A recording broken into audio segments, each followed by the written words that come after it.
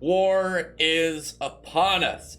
Black Clover is now finished with this whole transitionary arc in between, the Elf Resurrection arc and, whatever arc came out next. There was the belief maybe it was a Diamond Kingdom arc, the possibility, the assumption after this whole part, it being a Heart Kingdom arc, but that's not what we're end up getting. What we are getting is a war, a big war now between the Heart and the Clover teaming up to fight the Spade.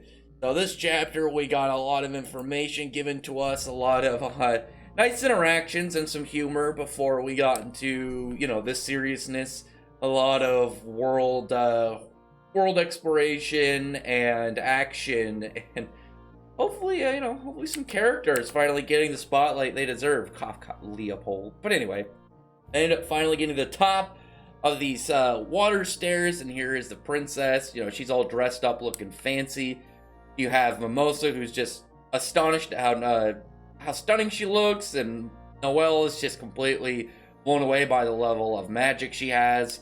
Meanwhile, Finral does as Finral does. Finral's not like, oh man, what is this extremely elegant and powerful character? No, Finral's like, oh, damn, that's a super hot chick. Let me see what I can do here. But we know that he's trying not to be so flirtatious with the women, because he's got a lady in his heart. So he's trying to fight against that want to to hit on all these chicks. He's breaking away from that trope. You have that guy in the group. He's just always hyper flirtatious towards girls. You got someone like Sanji or Brock from Pokemon, and here you have Finral. He's breaking away from it. He's trying to destroy that aspect of him for the betterment of himself. But now, it's funny because Austin and Noelle are even like, what's wrong with Finral? Is he okay? Should we do something? I don't know. But the princess says that she's very clumsy. She's a princess and ruler of a country in title and power, but it doesn't seem in terms of grace, because she's clumsy, she's a bit goofy. She ends up tripping and hitting her nose, and she's got a little bloody nose, and you just get a fun little interaction between her and Undine, and you can tell that Undine very, very often and pretty much has to act like a doting mother over her all the time.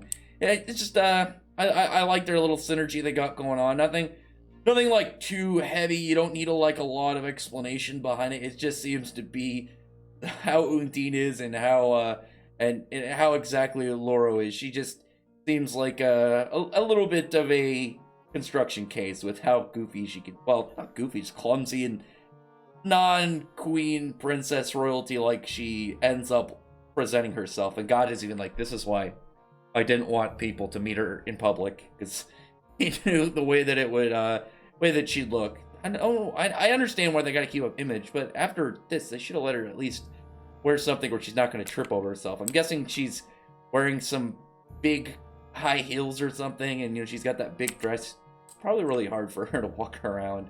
But anyway, they end up start talking about the difference between the Heart Kingdom and the Clover Kingdom, and the stages and tiers of magic. So he's saying essentially anything below tier 1, you can't really do much against a devil. You can't really do anything against them if you are below tier 1.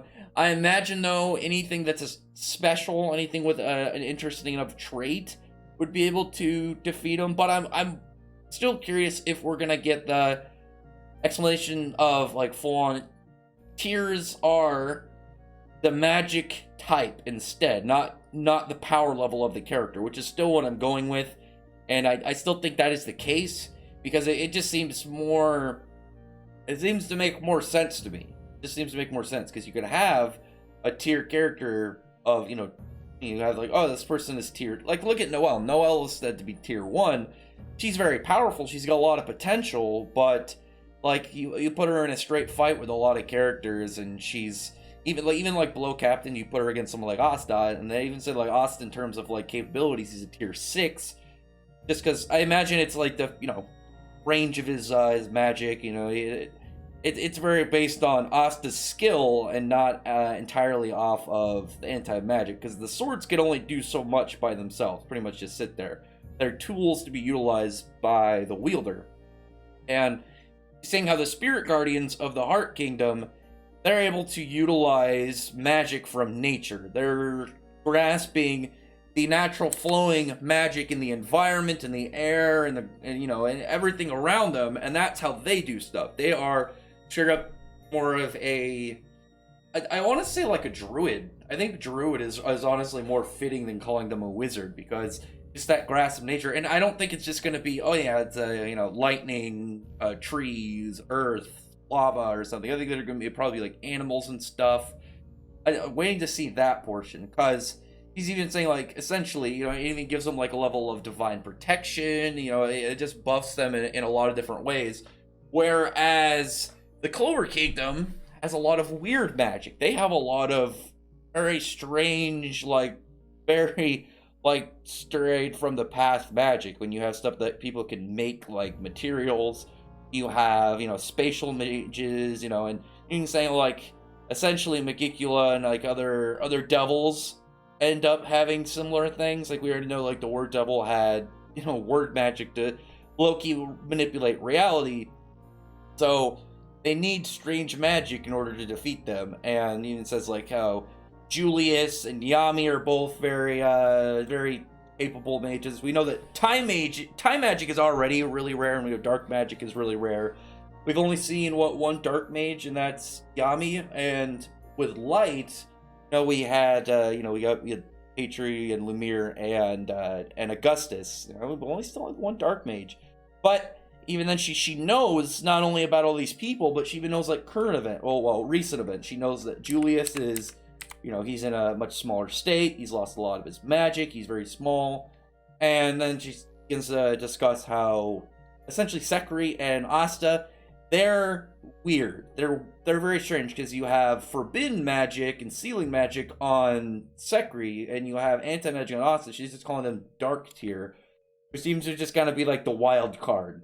And I think that's probably the best way to place them. I think a wild card kind of status. You just don't know what you're going to get with them. But they're going to need that power in order to defeat Magicula.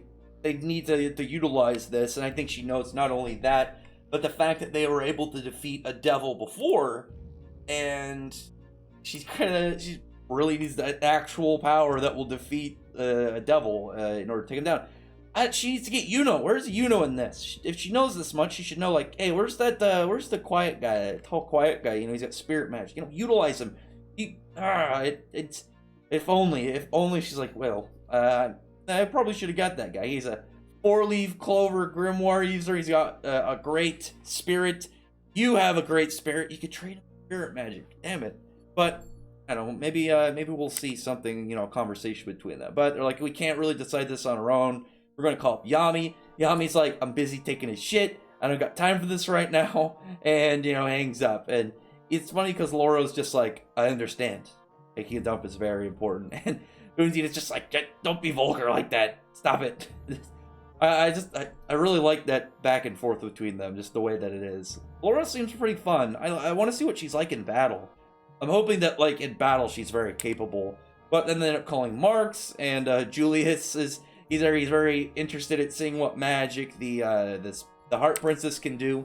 But as you'd expect from Julius and the way he is, he's very on board with this. He understands. He knows the severity of the situation, and at the same time, he's like, oh, cool, and we could get information out of the Heart Kingdom and like how they do magic, and probably use to boost our magic knights.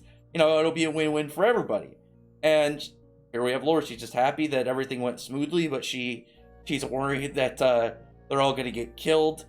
I'm curious what characters may get killed this arc too, because this is a different arc. The thing about the thing that differentiates this from like the Elf Resurrection arc is the Elf Resurrection arc was much more centered on, oh well, who's the good guy and who's the bad guy, but we ended up being the Word Devil. So I don't think there should have really been any deaths between either the humans or the elves. Well, the elves were different because they're kind of already dead. But for the humans, because I think it would have left a bad taste for the characters to die in a battle that was completely misunderstood by both sides, misguided, whereas this is straight a war between two kingdoms. We could get some character deaths here, and it will be, I think it'll have a whole different weight. I think it'll have a whole different weight to it than, if somebody died in the Alpha Resurrection arc, and then, we found out all the information we did, and then it's like, well, those characters died for a complete and total puppeteering by them. That'd be really unfortunate. But as it is, this arc may be a little bit more vicious. And then Asta understands of when she says that Magicula is probably stronger than the Word Devil, and Asta knows that's serious because they were only able to defeat the Word Devil with help of Lumiere and Licht, which were big deals, like 2 additional Magic Emperor level characters thrown into the fray. And they still have Patri. They can bring in Yami and Yuno, and Asta can keep training himself as well. But I don't think he wants to deny 2 Magic Emperor level characters thrown into the mix of things, and they don't even have Julius at full power to add to it. And here we also find out that Gaja got his scar from Magicula, so I'm wondering if he'll say essentially what kind of magic Magicula uses. Surprisingly enough, though, Julius explains that, at one point, Gaja and him had a fight. So I'm wondering, how long ago that was? Because Gaja doesn't seem very old. Julius was, early 40s before, the time reversal stuff. So it couldn't have been more than, I don't know, 10 maybe 10, 15 years. Because if I had to, look at Gaja and guess, he's probably only, 30, maybe, low 30s. Maybe at low, mid-20s. It couldn't have been too long ago. We don't know if they went all out, but the fact he was able to keep up with mess with Julius just really shows how powerful he is. But things are getting vicious, and they're explaining, obviously this all has to happen within the time limit of a year, because in a year the curse is going to take effect on Loro and kill her. So in half a year, they're going to wage war on the Spade Kingdom. They're all going to train to get more powerful. And they're saying essentially that, all the important things that need to get done, all the people that need to get stronger in order to do this. And, so what's interesting as well is it shows the people there. It shows Austin, Noel, Mimosa, Secrade, Finral. But then it shows some of the people in the Clover Kingdom. And you get the obvious people that are going to be really strong. You get Charlotte, you got Rill, Captain, you got Luck, he's got a lot of potential. Charming, or half-dwarf self. Zora made it, thinking about Zora made a lot of sense to me as well, just because we know Zora he's based way more on being a strategic guy. He's a trickster, he's got a lot of complicated magic with his traps. I was very happy to see Leopold on this, because Leopold, I'm seeing a lot of people talk about Leopold of when is this guy going to do something? Not only does he have the whole hype of, declaring himself as an extra rival to Asta, but he's from the House Vermilion. Both siblings of his are very powerful. He's got Marileona and, and Fuego Leon. So it's he needs to stand up. He needs to push himself. And I'm wondering what his boost will do, because you have Marileona, who's got Mana Zone, she's got Burning Magic capabilities. You have Fuego Leon, who's got the Great Fire Spirit. So what is Leopold's whole thing going to be, I wonder? I don't know, maybe his will be wide range, because that's something that that Marileona and Fuego Leon don't have. Or maybe his will straight be the severity and temperature of his flames, just straight up his are just unbearably hot, melting metal like nothing, metal can't even touch him. I don't know, something like that. And then we get Yuno, where, again, everyone would expect Yuno on this list. But at the end of the chapter, we got, very unexpectedly, the straight 6-month time skip. I thought it was going to be most of it, and then, we see some of their training near the end, but I think Tabata really wants to put up that mystery of, what are these characters going to be capable of after this time skip, because this isn't the Royal Magic Knights time skip. This isn't oh yeah, it's just a couple weeks later time skip. This is a straight training arc preparation for war kind of time skip. And there's questions of what characters are gonna maybe look a little different. Is Asta gonna be a little taller, or characters gonna have a different outfit, different hairstyles? What advancements to their magic are gonna be? I'm hoping Asta's taller, but a little bit taller, because there was the statement, funny enough, but by Tabata himself, of from the start of this series to now, or at least before this half-year time skip, Asta had grown 1 centimeter. He had grown 1 centimeter taller. So I think he intends to keep him short. So the question would be, is he going to be another half centimeter? Is he going to maybe get up to like a couple centimeters off this? I am very much looking forward to this next chapter. The next chapter can be just like this, where it's just a lot of talking and setup. I really just want to see where the characters are, like in terms of like their design, where they've come after the 6-month time skip, and how long it's going to be until, you know, they march on to war. And like, we didn't even see the 5 spirit guardians, so we don't know like which characters trained where, who's doing what. Has Asta contacted with the anti-magic devil?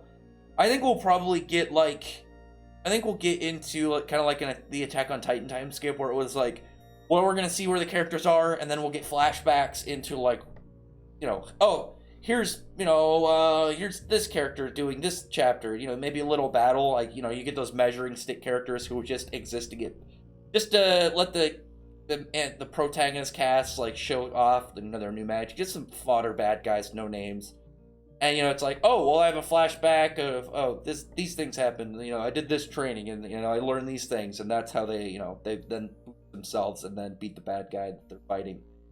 I'm expecting something like that, because I don't think that Tabata's just going to not show anything, especially when it was, like, important of, like, oh, yeah, we're training with spirit guardians from a different kingdom who use weird nature magic.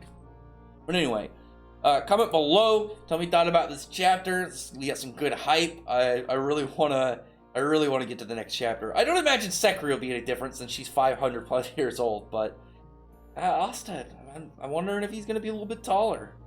Anyway, comment below, thumbs up the video, but from the like button, subscribe button, and check out my other videos. Beyond that, I appreciate everyone who's already subscribed, and thank you all for listening. Bye.